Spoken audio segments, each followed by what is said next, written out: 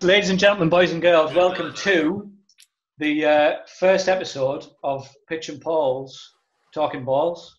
My name, for those who don't know, which will be the vast majority of people, is Steve Bailey. Long-time friend of Paul's, former teammate, practice partner, came through the same club. Good friends with Dan and Pitch. This came about as a last-minute thing, really. Last Sunday, the boys said, look, we've seen a lot of stuff online. We want to do something. And me and Dan, as big fans of table tennis, thought, you know what, that's a great idea, get some real insight. So my co-presenters, or guests if you like, friends, first we've got Dan Ives. If you don't know Dan and you're in table tennis, you must have been living under a rock. He's the head honcho, the big king, the big cheese over at Table Tennis Daily, the world's leading online forum. And two guys who need little or no introduction, particularly in the UK, Europe, and now probably the world as well. Paul Drinkhall and Liam Pitchford. Both world bronze medalists, Commonwealth gold medalists, and 6 times each national table tennis champions. It's big boys, it's big achievements. So me and Dan are in some pretty big company. How are we doing, boys? What are we drinking? What have we got? I've got a gin and tonic. G and T, Dan? I could pass mine as a gin and tonic, but it's a glass of water, unfortunately. Absolute athlete. True athlete. I've got a cup of tea because I'm quintessentially British. Pitch has got a cuppa. Superb. Love it. So this is maybe a little bit different, guys, to what you've seen from some of the stuff which we've seen and liked online. It's probably a little bit lighter and laid back. It's just really our opinions and us as four mates kind of having a bit of a laugh. So if anybody gets involved, that would be superb and appreciated. If not, it'll just be our mums watching. You know, you win some, you lose some. Is your mum watching, Bales? I don't think she knows Facebook exists. My mum's like 76. She's probably knitting and baking and things. You know, I think she called Facebook face friend. So, you know, I mean, she's my biggest fan and my only fan, but I don't think she's online. So we're going to start this week with a bit of a quick fire round as something funny, which we just thought. So we've each got 5 questions, but we don't know what they are. To be honest, this has been a bit of a hodgepodge. We've done little or no presentation for this. So please forgive us, guys, if we have any technical hitches. Who's going to go first, boys? Who fancies it? Read it. I'm going to Dan, and I'll read to Dan first. All right. Okay, so Paul questioning Dan. Dan, don't be nervous, mate. So go on then. I don't know what the others have got, but I've literally got 5 quick fires, basically A or B choice. Just first thing that pops into your head. You ready, Dan? About that quick? Okay, yeah, let's do it. You ready? So, playing or coaching? Playing. Wolverine or Cyclops? Wolverine. Hey! Pink or blue? Pink's great. Pink, let's do it. Pink, yeah. Scotland or Wales? That's so difficult. This is like fast. Oh, come on, Dan. And Yeah. It's only because I've got so many friends who are Welsh who slaughtered me at university, and yeah. Quick Slaughtered me fire, every day. last one. Pitch or Paul? That's illegal. Come on. You've got to answer that. Yeah. That's against the rules of this whole show. You've got to answer. Very carefully, though. Okay. Boys, right now, come on. Right, hang on a second. No, it's the same. You guys are my idols. Look, you guys rock. You know. It's a little fun question, Dan. Come on, Dan. Whatever comes to your mind. Because Paul asked it, and he had the audacity to ask such a question, I'm going for pitch. What do you pitch? Let's go. That was nice. Next up, boys. Nice and quick, Dan. My turn. Dan asked pitch, I think. Yeah. Is that right? Yeah, let's go. Pitch. See, mine hopefully ain't as well. Let's go. Right. Question 1. What's one thing you haven't done yet on your bucket list? One thing I haven't done. Go deep sea diving. Nice. Like Great Barrier Reef, like around that. Yeah. It's good. What's the one thing that annoys you the most about Paul Drinkhall? Only one. When he doesn't serve short in doubles. Oh, I don't annoy him a lot then. That's obvious. No, that doesn't happen very often. Where would you go if you could be invisible for a day? Be honest. Be honest. I thought I was going to get away with this. These are tough. I'm going to go to Bailey's house, see what he gets up to. I wouldn't. You'd be in for an experience. Not sure. What's your biggest fear? I hate spiders. Yeah. Yeah. Even house ones. Well, house ones are the worst because they're in your house. I think it does, Dan. Yeah, what a stupid question from me there. Why should we go here? Okay, if you was in a jungle and, you guys were lost and you're stranded for days, which table tennis player would you like to be with? Got to be Paul Drinkhall, isn't it? Hey. Unbelievable. There he is. Pitch and Paul talking balls. But Pitch, not your missus, no? Shouldn't play anymore. That's sharp. So for tonight, Pitch. Okay, pitch to me, I think. I do need a drink, actually. I've just thought, you're asking me, are you, Bailey, at the end? Right. What's That's going to happened? be savage. Quick fire as well. I may be Quick fire.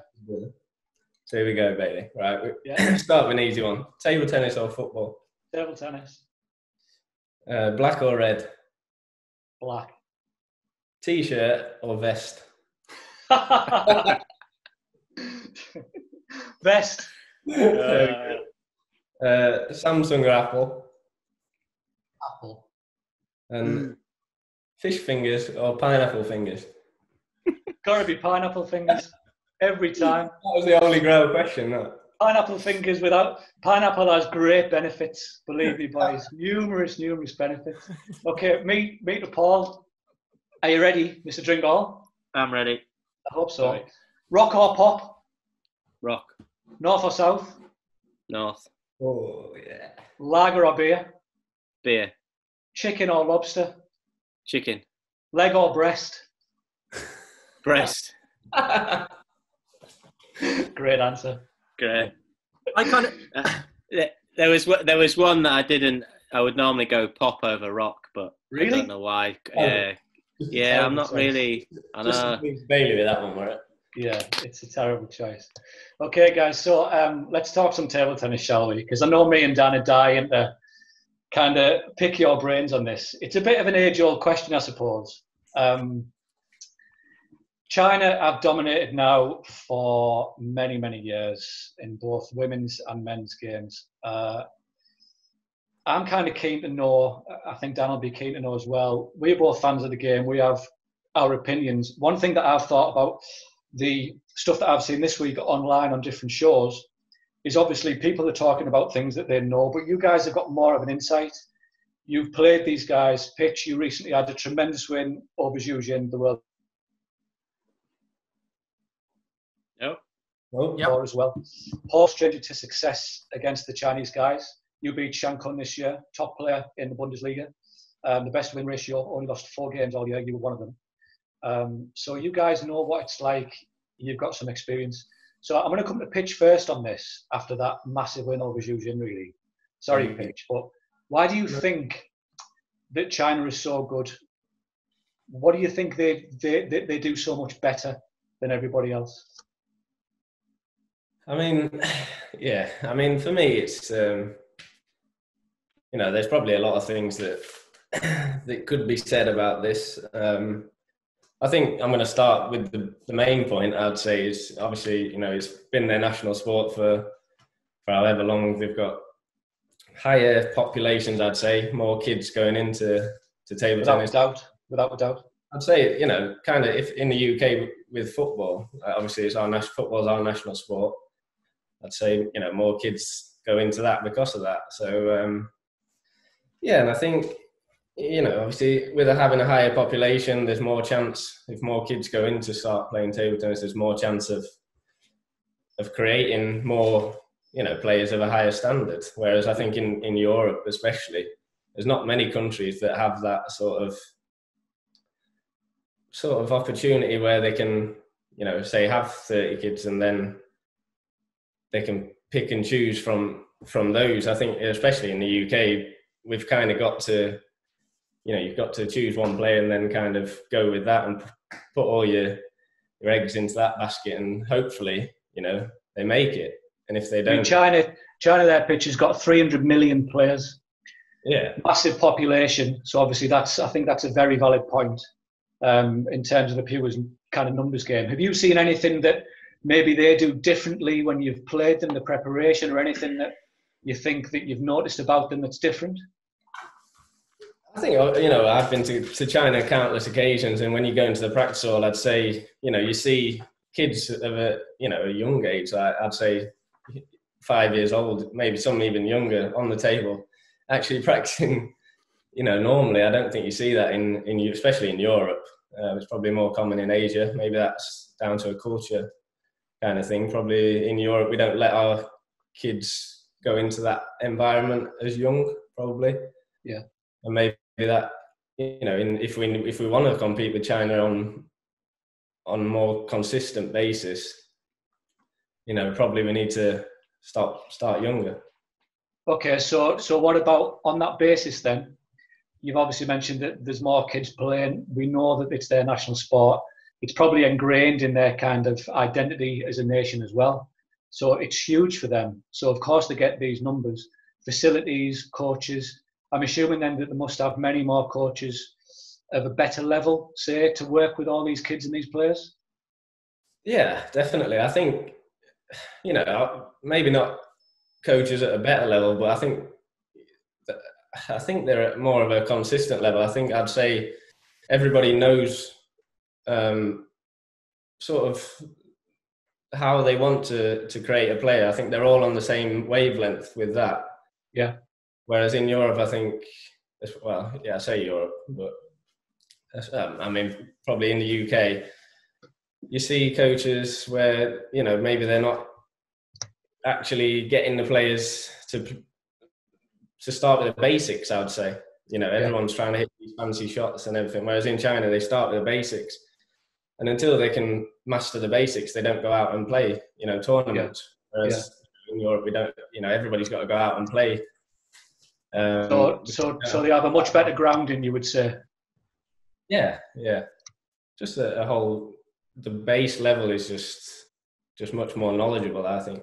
Interesting though, Steve. Interesting though, Pitch. When you started, you didn't start super young, did you? What age did you start? Because you're saying that in China everyone starts really young, but I think it's amazing how you've beat Xu Xing, one of the best players of all time. So it shows it's possible that you maybe don't have to have 300 million people playing in Europe to do it. Yeah, I agree with that. My point was you have to, in Europe, in China, they could lose maybe 50 players that are of our level because, they can't beat the best players, so they can't get in the national team.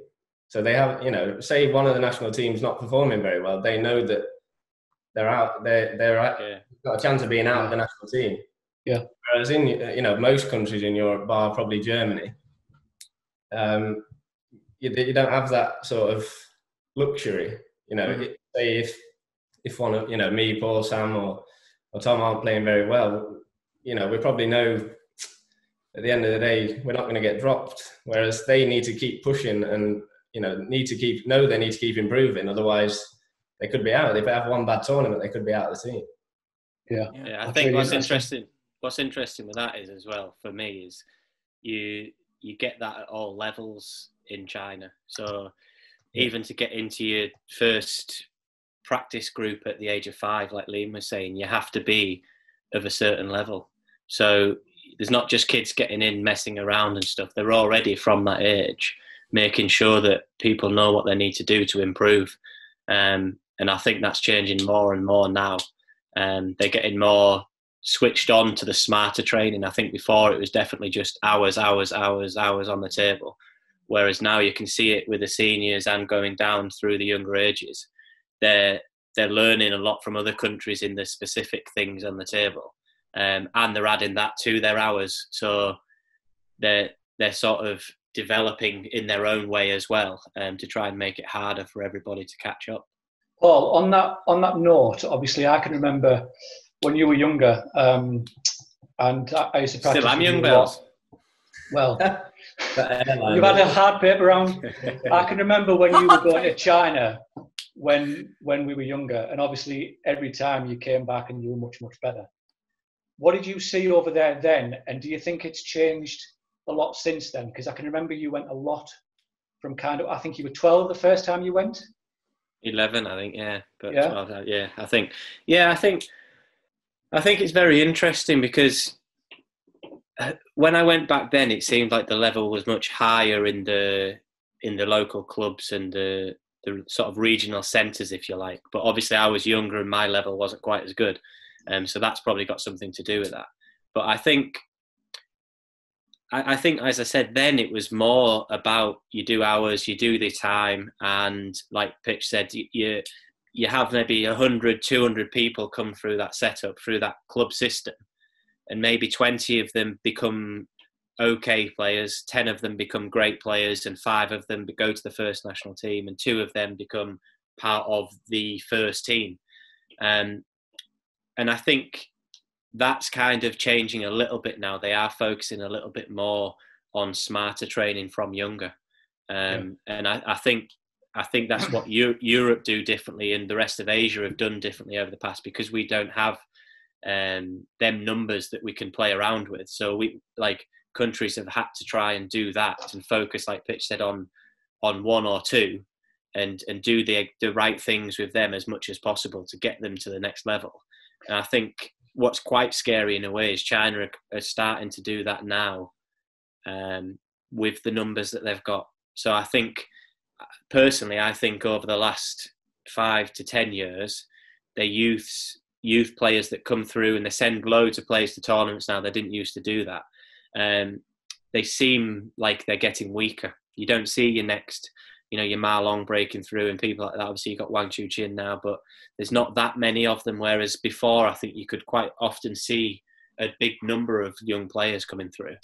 But I think once they crack this system that they're going for now, I think in 5 or 10 years, they're going to push on as well. And I think kind of scary for table tennis, but I think there are certain things that people can do about that.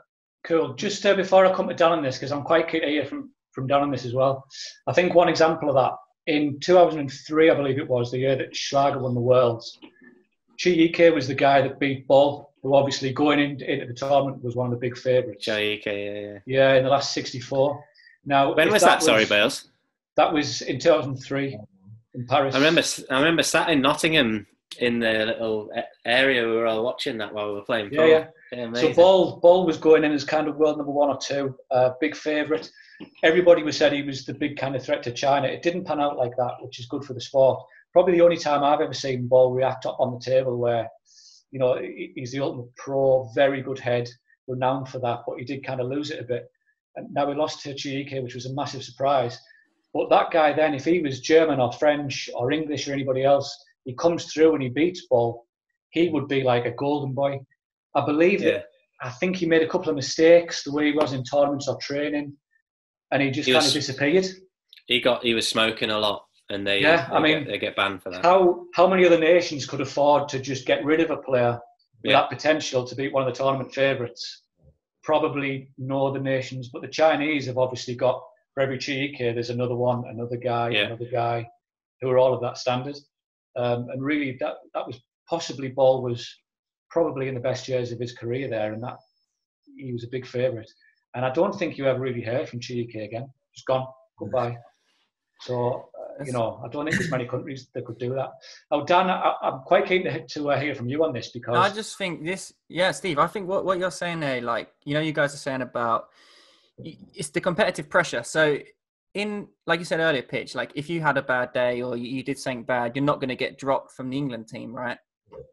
That isn't going to happen. Whereas, unless you do something really bad, but generally, whereas in China, there's so many players, and it goes all the way through the whole timeline. Like, I don't know if you guys have watched the Michael Jordan documentary yet on Netflix? I'm watching it. It's brilliant. It's amazing. I've watched one episode. So Okay, but yeah, you need to watch it all, because it kind of shows why basketball is so good in America. It's a national sport. Everyone's behind it. They're pumping in millions across all these different hubs around America. And because so for example, in the Olympics in 1992, all the players in the NBA were fighting for that Olympic spot. And you're talking about 30 basketball players who could all make that Olympic team, but only, I think, 11 could go, or whatever it was. And, Michael Jordan wants to get on that team. And even at the level he was at, he was the best in the world, and he was still fighting for that Olympic team. And this is what I think is happening in China all the time. I remember with the Olympics in 2012, it was like, oh, will Ma Long go, or Wang Hao go, or will it be Zhang Jike? I was like, what? Ma Long's not going into the London 2012. This is insane. Or did he go? Whatever one it was. 2012, wasn't it? It was 2012 because, it was Wang Hao and Zhang Jike. That was it. And really, I thought Ma Long should be going. I know he got injured, then his world ranking dropped or whatever, and things changed. But, I mean, it's Ma Long. I do think, like you said, I think that it creates that winning mentality for them. They come up at 12 years old competing with somebody, and if they don't get it, and actually, again, maybe it's slightly changing now, but I remember when I was young going into the Chinese clubs and the little English that some of them spoke, they were telling me basically that if they didn't play for this team, their family would be struggling to eat. They were literally like fighting for survival, and each time they played their matches, I mean, ridiculous pressure if you think. And so then, but then, as you say, the ones that get through that and come through and then become in China into the national team, you're basically a big celebrity in China. You're getting big money because they've got big leagues out there and things like that. They already feel like they're world champion. And then they get selected to go to the World Championships, and they feel like they have a right, and they have earned a right to get there. Whereas I think slightly different again, especially in the UK and in a lot of European countries, is it's sometimes, and it's not easy. Don't get me wrong, because there's lots and lots of players that work hard through all the age groups and things. But I think in certain brackets of levels, it's very simple to separate them levels. So you've got like now 5 or 6 in the top of the country, and then you've got all the other stuff, and then you've got like 6 to 12, and you've got quite clear brackets. And I think in China they don't. They have brackets that are huge. 1 to 50, potentially could come and win the World Championships. I think it's really interesting that point there, Dan, you made, and Paul also. I mean, Pitch, you've just beaten Zhu Jin, who at the time was world number 1. If his ranking is to drop, which it could by a couple of places, Fan Zhendong's up there, there's probably 3 or 4 guys who could be world number 1. He could not go to the Olympic Games and play singles. Yeah, so there's a potential gold medalist. Yeah, that's because of Pitch's fault, that is. No, but it is amazing stuff like that. They see it, and actually it's only one loss, but actually it's one loss that Fan Zhendong hasn't had, or it's one loss that Ma Long hasn't done in the last however long and stuff. And I remember now when the women's team lost to Singapore in the World Team Championships final, they had pictures and posters of the Singapore women's team up around the practice hall. I love that. Wow. To remind them of it. Yeah, that's great. Yeah. That's great. That's the type of thing that you need. Dan, I think it's, I know through your work with Table Tennis Daily that you managed to somehow get smuggled into the National Centre. Oh, it was the biggest bluff of all time. In China.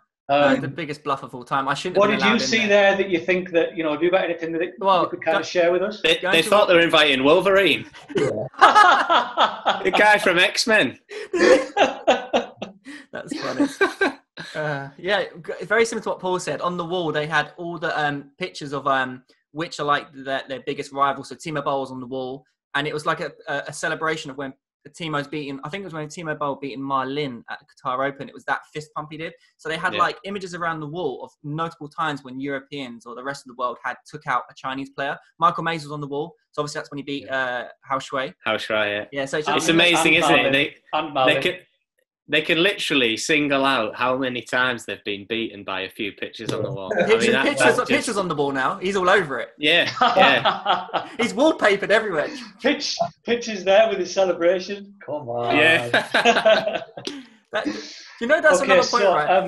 On that, Go on, Dan. Sorry, carry on. Not only Pitch, right, beat Xuxing, but he beat you beat Ma Long as well, right? I mean, so it goes to show that like it's possible, and yeah, I mean, it's incredible achievement.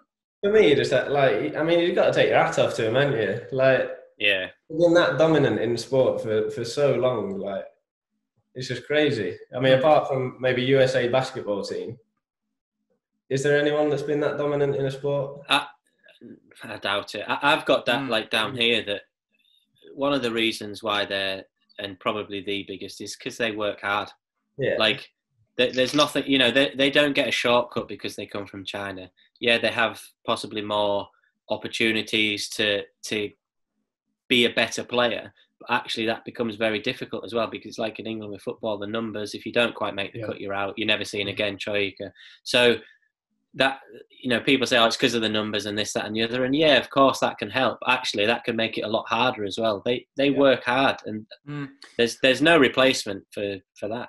This interesting point. Would you say then that the Chinese team, Ma Long, Xuxing and Zhang Jike, have put in more graft than you two? It's a good question. Yeah, I think so. I think I've worked hard, and I've done, you know, I've done a lot of hours and a lot of time on the table and things, but there has been times in my career when I haven't put table tennis absolutely everything. I've put my family, kids, I've obviously been out injured for 10 months and things like that. Again, do that in China, you're not seen again really, unless you're already a Ma Long.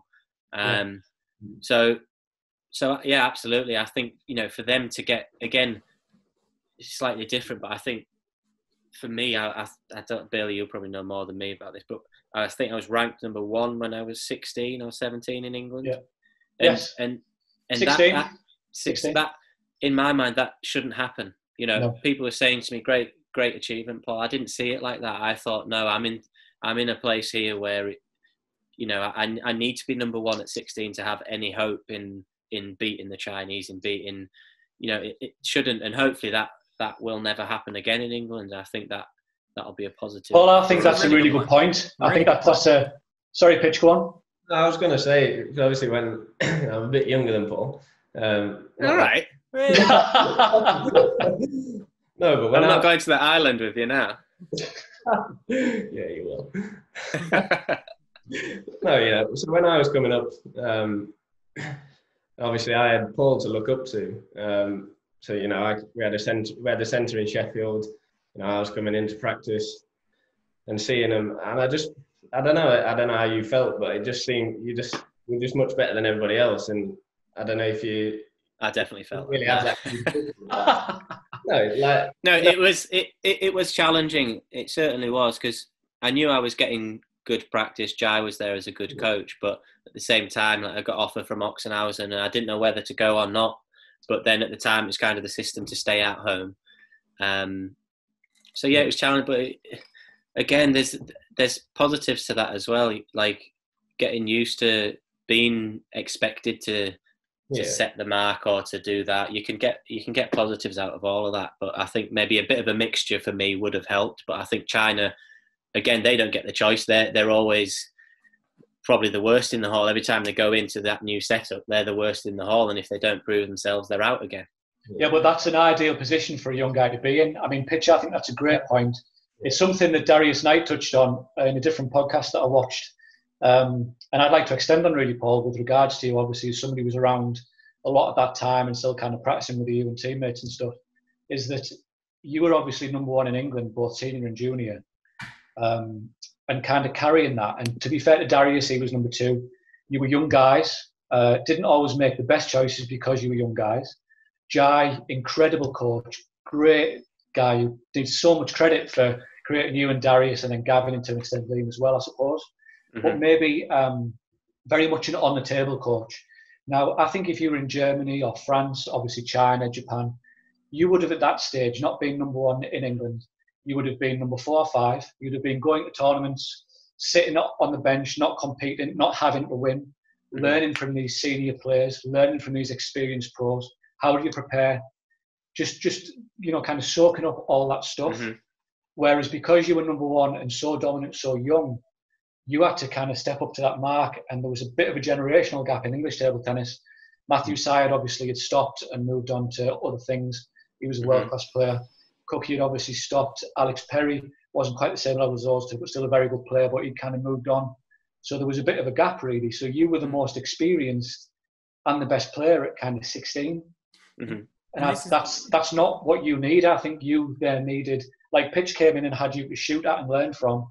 You kind of needed the other senior pros, and good players breed good players. And this is why when you look at China, they consistently have that, because they've always got these players there for young players to come up to kind of aspire to be like. Yeah, I think it can only help. But as I say, I think there's always stuff that could be better for individuals and could be better for nations, if you like. But I think that's another mentality in a way, and I think China do it quite well across the board. Not everybody is taking positives from everything. Take positives from the time when Pitch beat Shushin. They'll make sure they'll do everything they can to make sure that doesn't happen again. Yeah. Like, and they'll pounce on that, and they'll try and turn that negative into the fact that will not happen at Tokyo Olympics, or in their minds, that's what they'll then jump on the back of that. And I think so. Again, they will learn from that defeat. They'll take that and say, right, okay, we're going to use this not as a negative, but to learn how can we do better. I think that's again another huge thing. Obviously in Europe, maybe it's different, and especially in the UK, that we're not dominant like they are. Yeah. But I think we don't learn enough from everything. And they always do, and because of the fact that it's a national sport and they've got so much resources and funding, they have a person on every little inch of thing that could be done. Yeah. They've got people working in on it and building up and building one big picture for each massive resources player. As well. Massive resources, lots of funding in the national sport. Yeah, obviously, I think they're all out in Macau now, having a big training camp. They just literally ship the whole national team, and it's not just players, they take chefs, they take everything, and they do that quite numerous times throughout the year. Now it's because of coronavirus, but they do it anyway, and they travel around as a whole national team with chefs and everything, and it's a different world in that way. Okay, so just before we kind of link on to the next little bit, have any of you boys got anything you'd like to add to that? I was going to say, I think the key thing, like with China, is kind of already talked about it a lot, but in that Michael Jordan documentary, I love it. It's a great documentary. Yeah, it's great. But Kobe Bryant, he was seen as the next upcoming person in America, right? He rocks up, he plays, and he has to play against Michael Jordan. And Michael Jordan was like, I'm not going to give this kid any time. I'm going to make sure he does not think he's the best in America. And Michael Jordan, slaughtered him. And the kid didn't have a hope on the pitch. I mean, he knew Kobe Bryant was very good, but that's the thing, isn't it? In China, that'd be happening with the Chinese players. The young kids are coming into the room thinking they're good. They're probably 15, 16. And this is probably what Pitch had in the UK. Pitch is like, I want to be as good as Paul Drinkhall, and he's constantly trying to get Paul Drinkhall. And then after that, then he moves to, let's say, Germany. But that's one thing you did do, Paul. You went to Germany, right? You went to, where did you go? Bremen. You had Trunchi. Yeah, that was after I went. I went to Italy first. I just want to say, don't get me wrong, you boys have made it. It's ridiculous the level you guys have got. You're from the UK. You guys are at the top of the game. And I think that's a remarkable achievement. It shows the UK can do it. It shows there is a system for it. You guys have done it, and it's just about how you replicate that. And I think it comes in Pitchfords. I think that's the thing. But I think. I mean, I was lucky, obviously, coming through almost with a big club there, and people a lot older than me at a decent level that I was looking up to at that point of view. But I think the players need to. I didn't name you, Bales. You know. No, but I think that's the thing that. I think the players need to look at it as well, and it's very easy. I've done it in my career, and probably still do to some extent sometimes. But people just, what's not right. Looking at what's not right. Why is that stopping me doing this? Well, what can you do to do that? And I think it's a national mentality in a way as well, in some ways, especially within table tennis. It's not how am I going to do it? Like, I expect them to do it for me, basically. And that's not going to happen. Like, in China, they don't think that. Yeah. Do you know what I mean? They go and they do the work and they get it done, and they get as good as they can. And, you know, if that's not good enough, then that's not good enough. But I think especially when we're talking about the UK, but I think as well in and around Europe, from what I've seen, there's a lot of that goes on. And then you get your people that are 20 years old or 30 years old, and I didn't have this opportunity, I didn't have that. And yeah, we all have opportunities that we take. We all have ones that we maybe miss. But at the end of the day, you can only do it for yourself, you know. And obviously, everybody needs support and help along the way. But deep down, you got to just get down there and do it. Okay, Paul. So on that note, I want to move us on a tiny little bit. We've already. Sorry. Can I just add one thing? I think we touched on it quickly. Sorry, just on my note. I got my notes here. One thing China are very good at, and probably the best in the world at, is keeping their ex-players in the coaching or within the teams to some way, whether they go into coaching or the management. And then you've got players who are now experienced players who have done what the players are going through now from day one to Olympic champion. Most of them that stay on have done that. So they don't just understand. Is he gone? Yeah. Paul, you seem to have frozen. Okay, just while Paul's having a bit of a time out. He'll be back. He'll be back. Okay, on that note, I think Paul's made a great point there, and that's kind of what we touched on in terms of how having that experience Stand the tail to passed down. Oh. Paul, are you back? Wait. I just been chatting away to myself. Me and my ducks have been having a conversation, I think. Yeah. Paul, I think you've raised a really good point there, and that does kind of bridge us onto the next bit, which I'm just going to talk for 2 minutes on, because I want to make an interesting point that I really want to get your three kind of view on this. As long as you find it interesting, Bales. I find it very interesting. Yeah. So obviously the next part of that was, how can that dominance be broken and challenged? Now, I'm obviously the oldest here by some degree. I probably look about 50, but I'm not that old, but I'm definitely older than you guys. And I kind of come from a generation before. Now, there was a time, late 80s and early 90s, where China couldn't get near the podium. They were nowhere near. Now, I think my view on what all you guys have just said is the big thing they do that other countries don't as much is they innovate constantly. They're always the first to move on. They're the first to learn from the mistakes. Paul, you touched on that. Now, if we look in the 80s and early 90s, they didn't, and they paid the price. They paid the price because the 80s, the traditional Chinese way, the backhand was almost like the shield, the forehand was the sword, very defensive. The Spiegel came in, the Europeans took a step back, more spin, two wings attack rather than just a forehand. Now, in 1983, 4 Chinese were in the semi-finals of the World Championships. In 1985, it was 3 Chinese and a guy from Hong Kong. 87, for the first time, it was 3 Chinese and Waldman. Now, Waldman got to the final, and he kind of opened the door a little bit. And you could see the Europeans started to, maybe they're not that dominant. Now, China didn't adapt. They hadn't innovated for a while. The players were world-class players. These guys that had Chen Long-kan, Zhang Zhelan, Cheng Yi, unbelievable players, but they weren't really changing. Now, after that, in 89, 2 Europeans in the final. 91, 2 Europeans in the final. 93, 4 Europeans in the semis, only 1 Chinese in the quarterfinals. So when people say they've always been so dominant, they've always done this and that, that's not the case. So it's been done before. Now, okay, China didn't innovate then. They paid the price. Paul, by what you're saying, the way that they're learning from Europe, it looks like they might not make that mistake again. But what do you boys think? Because I'm sure that, Waldner, Pearson, Appelgren, Primorac, Save, Gattian, they found a way. So what do you boys think you can do, or other players in Europe can do, to kind of go for that? Paul looks like he wants to go first on that. He's sticking his finger up like he's in class. I mean, thanks, Stephen. I think we've kind of already touched on it in a way. I think, like you said, players breed players, and I think although it's not like when I was coming up and there was that bit of a gap, it was like Adam Robertson was sort of on the world ranking, where my sort of point to chase at that time. So I think probably the Europeans did that. They were using, it was kind of Europe against either China or Asia.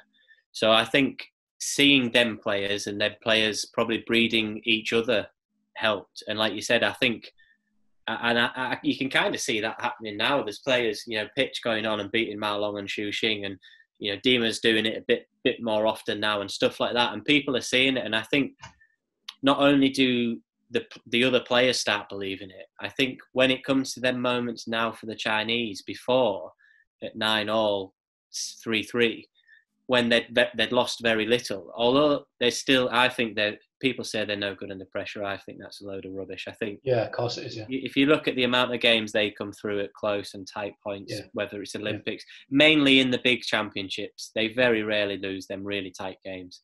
But I think it puts a little bit of doubt in their minds. Now, if they start losing a little bit, like when Waldner came through and did it, and now people are starting to do it a bit, I think if that can be pounced on by whether it's a nation or whether it's the continent Europe or whether it's the rest of the world, again, like almost competing against China, I think that's when, again, maybe that's what happened back then. And again, maybe, like you said, they didn't, I don't know what word you use now. They didn't innovate. They stayed the same. Yeah. The style didn't change. So maybe they did that for too long, but maybe actually as well what they were doing were changing. Maybe they were looking... on that point then, Paul, I want to come to Pitch on this because obviously, like you say, he's recently had those good results. Just on that, and I want to raise this with you, Pitch, as somebody who's beat them. Paul, I think you've made an excellent point there with regards to how there can be... Well, okay. Is there a book coming here? Well, maybe. So I want to extend on that. And you said that now the cracks are starting to show that they're just human and things. For a long time, I felt as a spectator that they've been overrated by other players. They've been put on a pedestal. Now, Pitch has beat them. Gauzy's done it. I know Samsonov occasionally is capable of doing it still. Baller's had his wins as well. So you look now and you think, well, okay. So 1995 Tianjin, 4 Chinese semi-finalists. After all that, four fingers. I thought that was typical Bale's maths there, like 4. Not pineapple fingers, but 4 fingers. 4 Chinese semi-finalists. But then 97, 2 European guys, but in that final, but of the same generation. So I think they believed. Now, Pitch, you've beat 2 of them now. What do you think about that? Yeah, I think, touching on Paul's point a little bit, I think we kind of got to work together somehow a little bit better, as whether that be European coaches or players, sort of being more open and adaptive, like you said, just available to learn. I think together, instead of it being a closed shop. We're from the UK or they're from Germany, they do their own thing. I think if we're going to, obviously everyone wants to be the best in the world and beat China.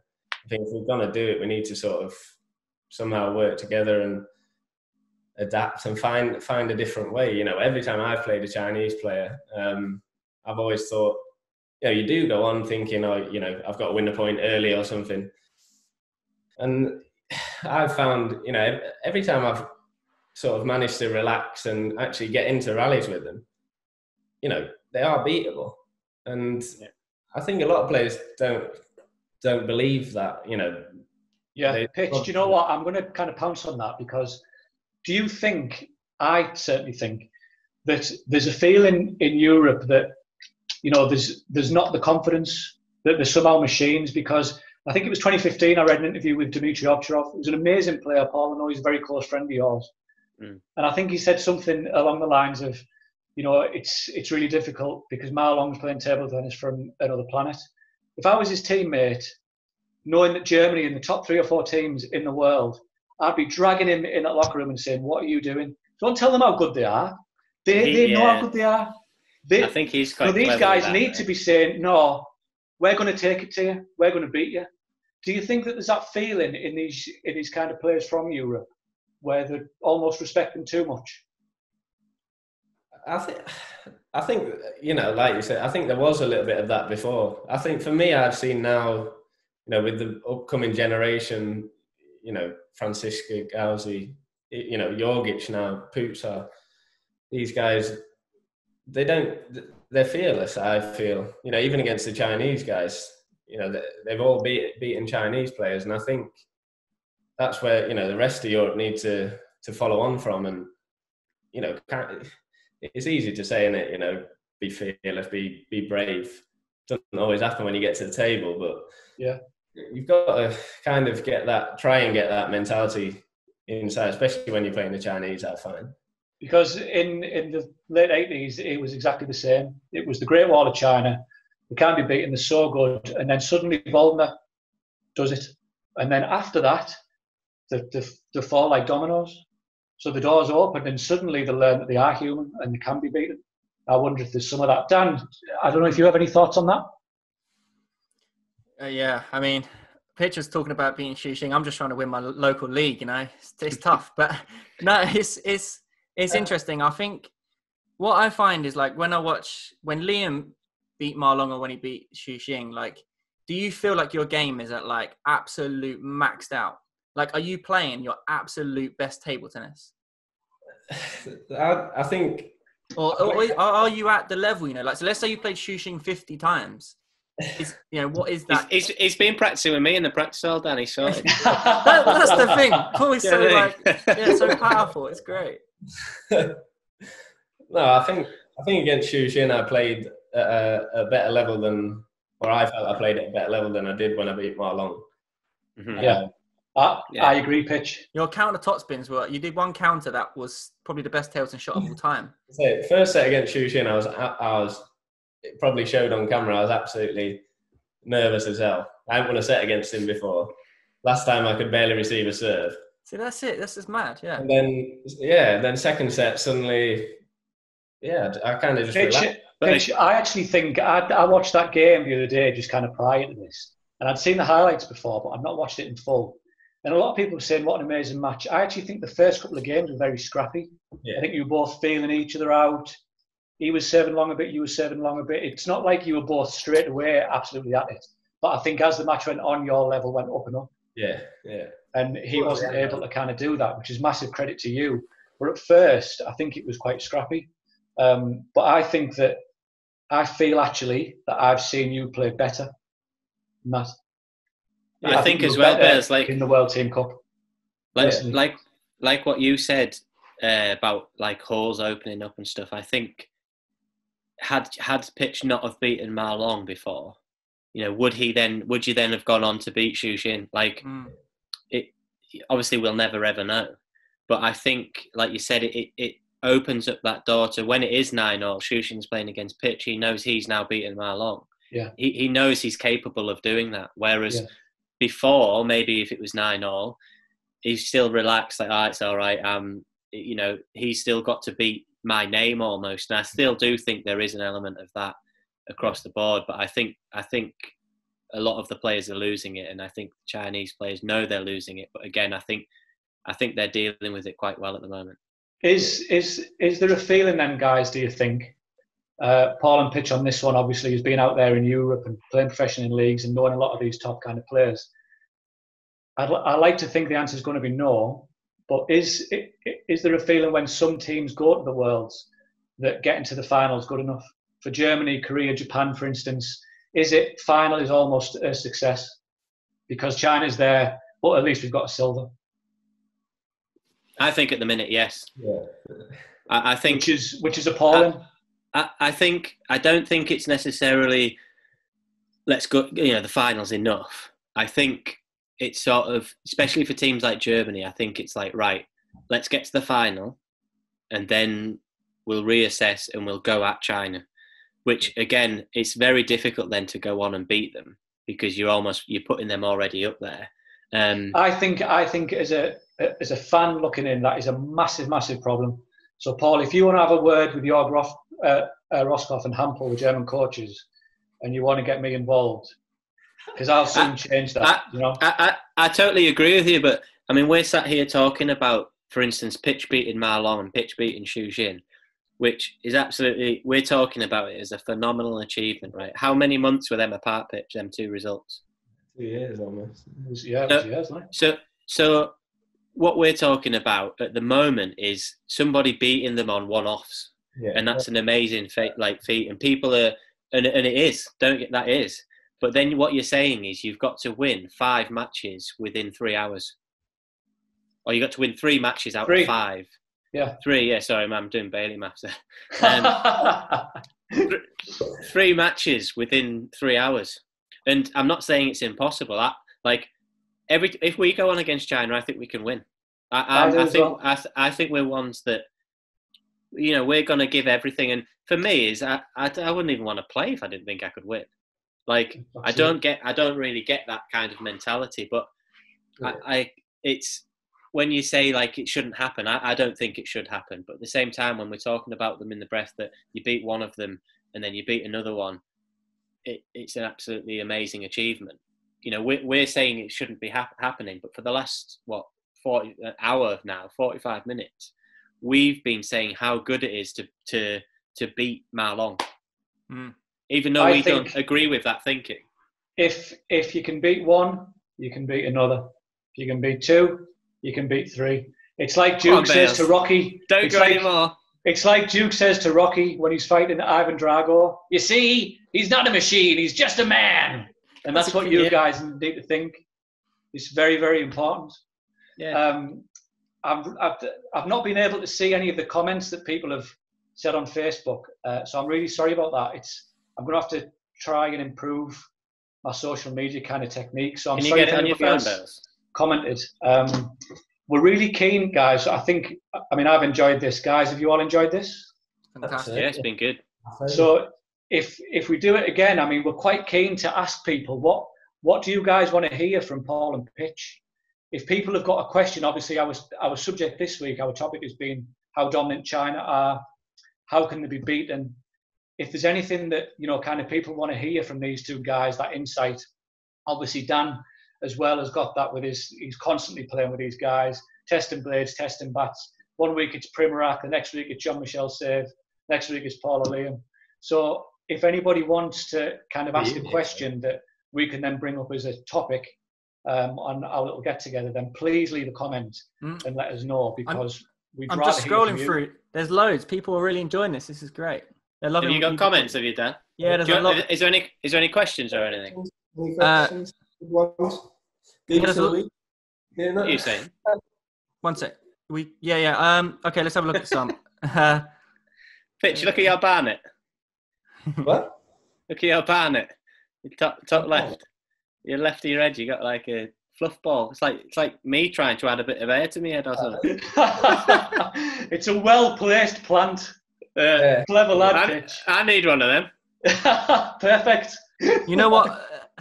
Boys, a lot of the comments are just like people supporting, saying this is amazing, keep going, this is great, loving the chat. But one of my questions, right, and this is from my own self personally, growing up watching someone got the phone on. Yeah, sorry boys, I'm just reading the comments. But as myself growing up, and I know there'll be a lot of kids watching this podcast, listening to you, they want to be the next Liam Pitchford, Paul Drinkhall. Can anyone do it? Do you have to be, is there such thing as talent in this sport? Could have I made it to top 100 in the world? You've seen me play with my dodgy forehands. I tried, I grafted. I worked hard when I was young. I went to all the Grand Prix, all the national events. I didn't make it, whatever. But, can anyone make it? You have made it, Dan. On the old, I made it virtually, maybe. But, Paul. Paul, you were so good. When I was 12, you were 12. We past tense. No, sorry. Listen. There's that tense again, Dan. Okay, can I just say a story? Yeah, I went to the Cadet Masters. Right, I qualified. I was shaking like a leaf. I had Paul Drinkhall in round 1. Right, my coach was like, yes, Dan, go play Paul. I lost 11-0, and then I was just like, what's this? And we just you just destroyed me. Next set it was closer, but then I come off and I was just 11-1. Yeah, probably 11-1, yeah. And I was just this is ridiculous. I'm training 4 hours a day, whatever. But I tried hard, and Paul, that showed how committed you were as a young kid. There was no messing around. You never mucked about. I never saw you lobbing like a lot of players in the UK. Lobbing, chopping. you were just relentless. And Can anyone? No, that's not true. That's not true. Well, whenever I saw you, you were tanking the ball. Yeah, I mean, it was one of the things I did, but there was a lot of, the coaches having to put the barrier behind me to stop lobbing. You remember Bales back in Ormsby? I mean, constant. Okay. All I wanted to do was mess around. Okay, because in the tournaments I didn't see that. Dan, when Paul was 9, when Paul was 9, this is God's honest truth. I once saw him refuse to train, and he was a very good player at 9, believe me. I remember. He refused to take part in a training session because his dad wouldn't let him change his name to Smurf. What? He had a full-on temper tantrum. He put down his bat, and he went in the hall next door and he played basketball. Now, the club that we came through at that time, if he was old, well, it wouldn't have happened, but he was only very, very young. But I think by the time, Paul, you got to kind of 12, you'd passed all that. And I think Dan raises a good point. You were very, very focused from that age, I think. I think I was lucky in the way that I kind of learned the hard way. I had Carol at the time. I'd then gone into Jai a little bit. I'd worked a little bit with Dennis Neal. And I remember a couple of times that was in Doncaster. My parents drove me about an hour and 20, an hour and a half. Me and my brother went to practice, and it was, I think at times it was 50-50 whether we'd get there and I'd practice or whether we'd get there and I'd go and play basketball with Dennis's son next door. Like, it really was. And I mean, again, though, I got things from basketball, a bit of speed and agility, a bit of target practice. Do you know what I mean? It can that's the thing. I mean, obviously my parents probably weren't too happy driving all that way. Guys, Paul, I've got some questions here that I'd like to touch on, but we don't have a great deal of time. So I'm going to try and just, if we can keep these answers fairly short. Dimitri Yates asks, do the Chinese have better equipment, guys? What do you think? Paul and Pitch on that one.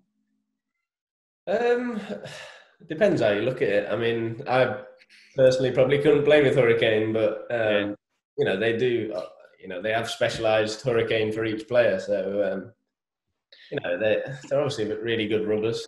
And is it better than anything we get in Europe? I don't know. I've never used it, so it's difficult to say. But I think Paul, you did use it when you were younger. What did you think? Yeah, like Pitch said, I think it's really good for a certain game, and it's really good for the Chinese style of play. And I think some top Europeans at the moment have tried it.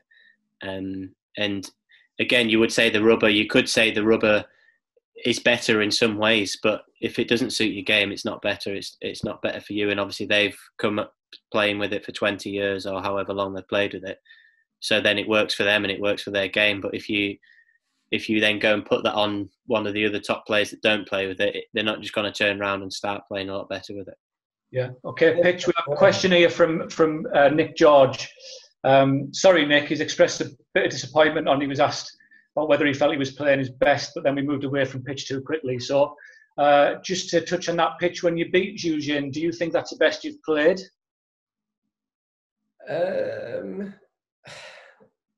I think, the last couple of games, I'd say it's definitely up there with some of the best.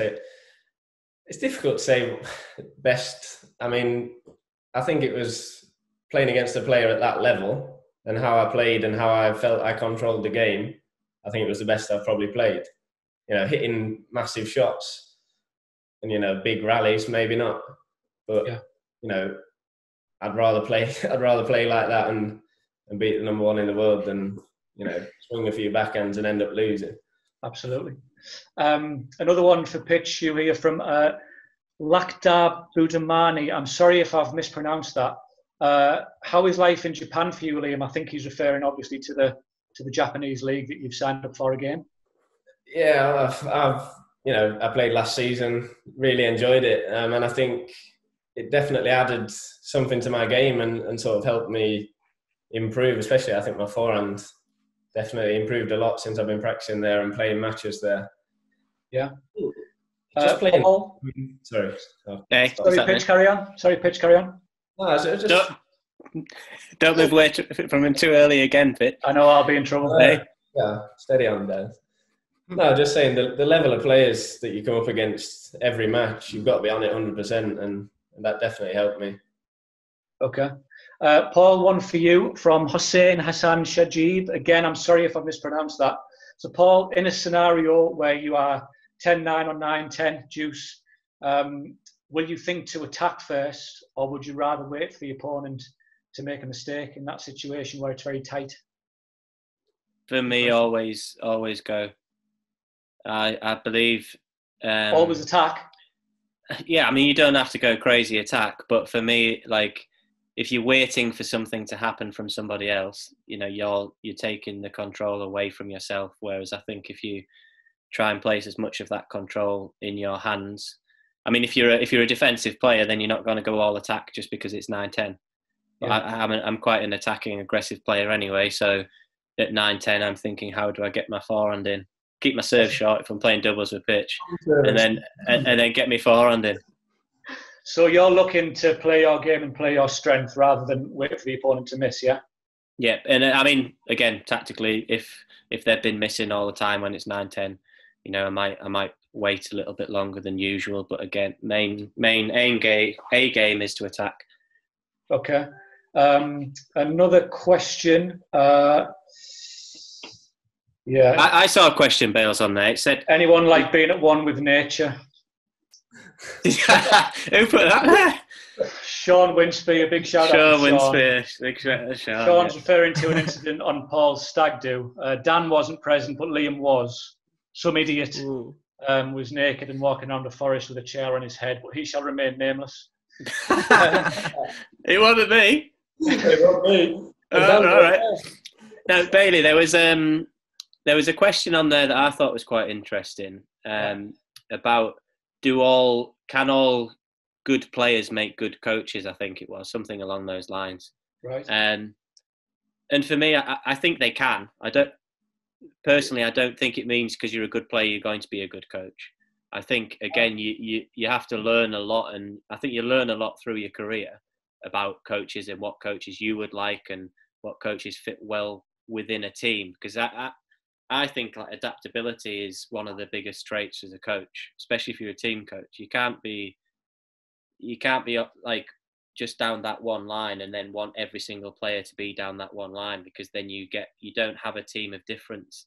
And I think say Germany is a really good example of that. They come through club systems, through different ideas and things, and then come together as one and then have a national coach. But I think if the basics, like we said about the players, are set to go on to coaching. But I think there's still a lot to learn once you've either finished playing or whilst you're still playing, you have to switch your head to learn them things. Like the Chinese, always innovate. And the last one, we've had so many questions, guys. I need to apologise really because I didn't see them coming up, so I'm sorry about that. We're going to try and touch on some of these, I think, for next week. The last one is regards to Dan's question. It's from Yeppe Troyard. I think I pronounced that right, but I'm sorry if not. And it's just asking Paul and Pitch to expand further on the question about can anybody become a top 100 player, or what makes the difference? Pitch, do you want to pick that up? Yeah, I can do. Honest opinion, please. Pardon? Honest opinion, please. Honest opinion. Top 100 where? You just got to be talented. In the world, Yeah. you're talking. In the world. In the world. I think it's a tricky one. I think it all comes down to opportunities and resources and things, like that at the end of the day. If you have a right practice centre, or if you manage to get into your country's national team and you have the right resources around you, then I'd say, yeah, I think, it's definitely possible. I think. Paul, do you have any thoughts on that? I agree with Pitch. I think starting off, we put a bat in a boy or a girl's hand at a youngish age. I think yes, absolutely. Like you say, I think a lot of things have got to go right to get you there, and a lot of things are going to go wrong, and it's how you deal with them as well. But I think absolutely and I think maybe in the UK we're a bit bit quick to jump the gun on maybe writing people off too young of an age, and especially again, we don't have the competition. But you look at Germany again. Some players they're no good as juniors. They're no better than some of our juniors. But then they come through as seniors, and they're breaking top 100, top 50 in the world. And I think we could look and learn a lot from that. And Dan, it was obviously your question. Do you have any thoughts on that? Yeah, I think that is a misconception, especially in the UK. We write people off very quickly, I think. I mean, I remember when, I think we need to just broaden it out a bit more, there could be some kids who are maybe, let's say, ranked 50 in the cadets, right? They may not be top 5, but that kid who's 50 might love the game. He might have all the traits. He may just need that right environment around him, which might not have a local club with the right people. You never know. He might have the traits of you guys, So, and whatever those traits are, I guess, I don't know. Bad hairline. Yeah, bad hairline. Yeah, see, I got the hair, but I didn't get the table tennis, Yeah. Dan, your hairline is absolutely incredible. I'm so envious. I mean, look at that. It's serious. It's like a Hollywood superstar. There is a worry. My brother was the same, but he's had 2 kids now, and now he's completely, he's going grey, aggressively grey. Oh, and wow. I've got a kid on the way now, and potentially I could just go grey. That was the pink or blue question earlier. I was relating it to that. A bit weird, that, wasn't it? Yeah.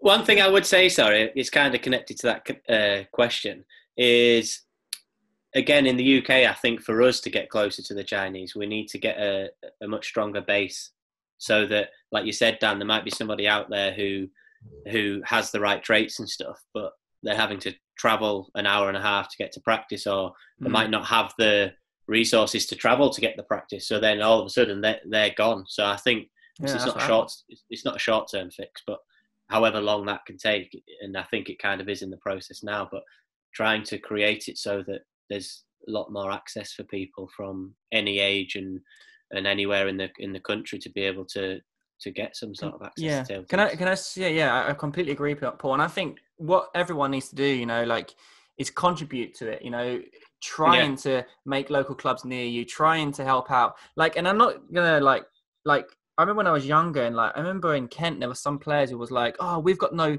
juniors coming through the Kent system." And at the time I was number 1, and I was like, "Well, there's a few. There's myself, some others." But these guys saying that weren't helping us out. They weren't practicing with me. They weren't getting other kids in.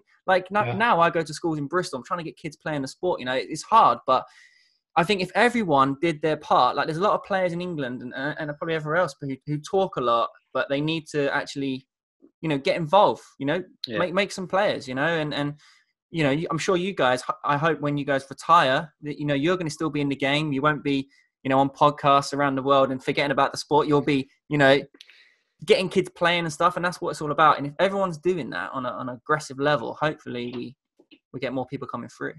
Yeah. Okay, guys. Thank you, Paul, Liam, Dan, and to everybody who's watched. There's a lot of questions coming through now. I think what we'll probably try and do is answer some of them next week, or even maybe in the comments, possibly from Liam and Paul as well, because we really value you guys getting involved. That was the kind of whole point in this, really. So we've also got a couple there that potentially could be good topics for next week. We'll be putting this on a YouTube channel as well. I believe you can watch it back on Facebook Live. So for anybody who wants to watch it or pick the bones out of it, then it'll be there for people to rewatch. And we're going to be doing one next week, I think, because we've all enjoyed it. So a big thanks for everyone who's tuned in and watched. Big thanks to you guys. And until next week, big double thumbs up. Get the beers right, in. Good. Get the book, get the book. Paul's favourite book. I've got 2 of them here. Oh, great. Okay, guys. Thanks for that. It's been great. See you later.